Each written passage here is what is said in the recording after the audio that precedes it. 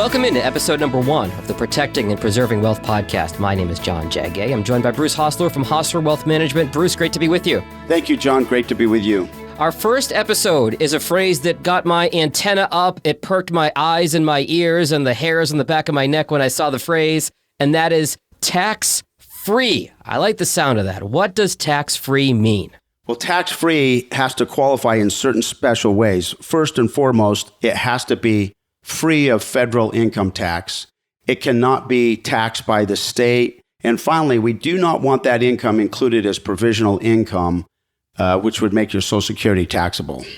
I'm going to go out on a limb here and say the IRS doesn't have an actual phrase or bucket or section 747.3 or whatever the number is about tax-free. So explain how we kind of bridge that gap. So in the code, there's no such thing as tax-free. Now, they talk about tax-exempt, and a lot of people are familiar with tax-free municipal bonds. But tax-free, in my definition, is I don't want the clients to trigger anything that would make their other income more taxable or be taxable to them. So we're trying to get them to a zero tax rate, and they have to have tax-free investments and vehicles to do that, or strategies that generate tax-free sources of income. I've got to imagine, Bruce, that a lot of folks, when they come to you and they start working with you and your team, they're concerned about income and bringing money in and bringing revenue in. And I have to imagine that they don't always take it to the next level and think about the tax implications of the decisions they're making. Exactly. So they think about what money do I need and where can I get it from, but they don't think necessarily all through the consequences. So for example, if you have income that just triggers you a couple of dollars across the threshold, your Social Security that was 100% tax-free now becomes 85% taxable. Wow. So if a couple's getting $40,000 or $50,000 a year, you just added $30,000 or $35,000 worth of taxable income by having too much taxable income. So what you're saying is 85% of that Social Security income can be taxed if you don't plan this accordingly. Correct. If you're close to the threshold, it could be very expensive. And everybody's situation is different, but is there a general number that you're looking at when it comes to crossing that threshold into Social Security?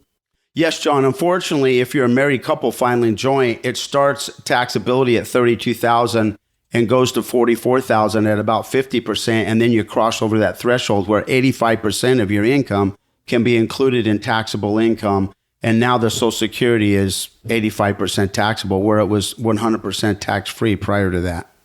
So for our listeners, I just want to double back here and explain provisional income is what's used to determine if the Social Security benefits are going to be taxed. You want to limit that provisional income that can affect the Social Security. Do I have that right?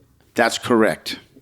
And it includes one half of your Social Security plus almost any other taxable income that you may have. But tax-free income is not included in that calculation. Bruce, can you give me some examples of income that would be considered tax-free or tax-exempt that's not going to hurt you on the back end here? So a couple of the primary vehicles that we use to help clients create their war chest of retirement income that's going to be income tax-free are a couple of workhorses. The primary workhorse is going to be the Roth IRA. Yes. And the Roth IRA is only available through contributions or through amounts that you have converted from an IRA or perhaps from your 401k retirement plan. That's your first workhorse that's income tax-free. No federal, no state, not included in provisional income. The second workhorse is the life insurance retirement plan.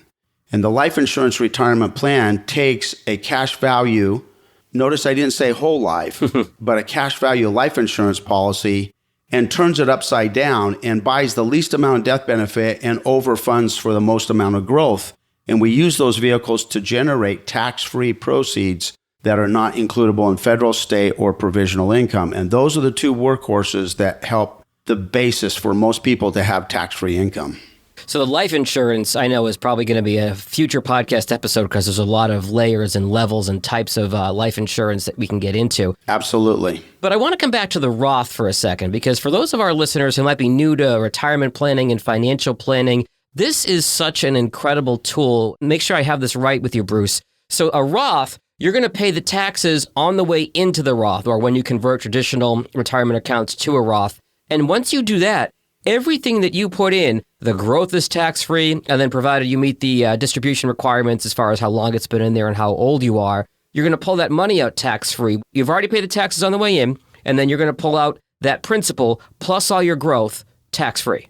For the rest of your life, for the rest of your wife or husband's life, and if you have children, if you haven't spent it, for their lives at least for 10 years after your death. That's what we're looking for, is that tax-free growth. And another benefit of the Roth is we don't know, and we're going to talk about this in a future episode as well, but we don't know for certain what's going to happen to taxes and tax rates and tax brackets in the coming years. We can't legally say, we can't make a prediction here, but if you look at the writing on the wall, the government just spent how many $1 trillion out of necessity on COVID relief. They need to make some money back in addition to the debt they had prior to COVID. So again, we can't guarantee, we can't say for certain the taxes are going to go up. But when you start looking around what's happening in D.C., things could be headed in that direction. Absolutely. There is one thing we do know that is guaranteed. If Congress does not do anything, the Tax Cuts and Jobs Act of 2017 sunsets on December 31st of 2025. And in 2026, we go back to the prior tax rate, and that's a higher tax rate on average for most tax brackets of at least 4 to 8%, higher than what the current tax rates are. So depending on where you're at, you're almost guaranteed, unless Congress makes a change and extends that, you're guaranteed a tax increase in 2026. 2017 in the world that we've lived in seems like a lifetime ago. Exactly. But that was what President Trump passed, the Tax Cuts and Jobs Act, which cut the tax at the time, but did have that sunset clause in it. So that is important to remember. So Bruce, we've talked about how tax-free income is not counted toward the calculation on paying taxes on your Social Security. But there's also other benefits to it as well, right? Absolutely. The first one that comes to mind for a lot of my clients is, hey, what if I don't want to take a required minimum distribution from my IRA? Well, guess what, folks? If you have a Roth IRA, there's no required minimum distribution. You don't have to take that out. You can hold that as long as you will. And I would submit to you that Roth IRA is the most sacred money you have. That's the last bucket that you probably want to pull money out, unless we're strategically planning to keep you in a zero tax bracket and we need to take it up earlier rather than another taxable bucket so you don't pay taxes on your Social Security benefits needlessly. So I want to come back to that point because it's really important. If you think about this from the government's perspective, the reason for the required minimum distributions in a traditional retirement account is that the government wants their money. You're going to pay taxes on that traditional retirement account when that money comes out. But as we mentioned a moment ago, so a Roth, you've already given Uncle Sam his cut. You've already paid the taxes on the way in. That's why you're not required to take it out. The government doesn't care how long you let it sit in there because they've already got their pound of flesh, right?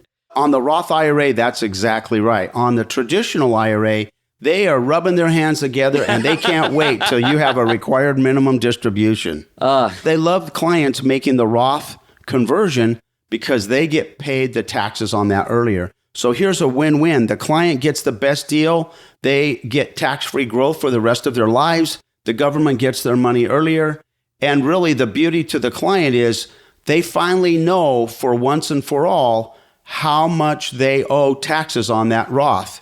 Zero. Prior to that, they don't know what the tax rate's going to be when they have to take RMDs. They don't know what their other income's going to be that year. So they have a big unknown as to what tax rate they're going to have to pay on that traditional IRA.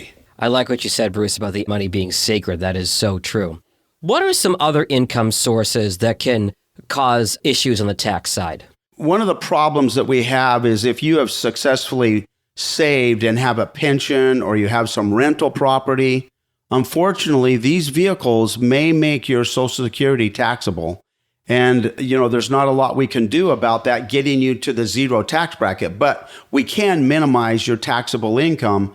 But those type of vehicles, pensions, rental property, or other sources of income where they're going to be taxable income, there's just not a lot we can do to get you to the zero tax bracket in those cases. But taxes certainly are going to go up in the future with these higher interest rates that are coming right now. Sure. The government's going to have to pay a higher interest rate on the debt we have, and sooner or later, they're going to come with their hat out looking for that money. I just have this visual of Uncle Sam taking that big hat off and literally having hat in hand and being like, okay, time to pay up. It's a big, deep hat, isn't it? It's going to take a lot of money to fill that sucker. You've heard of a 10-gallon hat. This is more of a 20 or a 30-gallon hat. It could be in some cases. Right, exactly. So to your point, Bruce, not everybody can get to completely tax-free. They're going to have some of these other vehicles that can contribute to what they're going to pay in taxes, but that's why you limit the tax liability on the other side. And that's sheltering in some of these tax-free vehicles, right? Correct. And, there's other vehicles that are very useful for people. We run into a lot of clients that think the equity in their home is sacred, but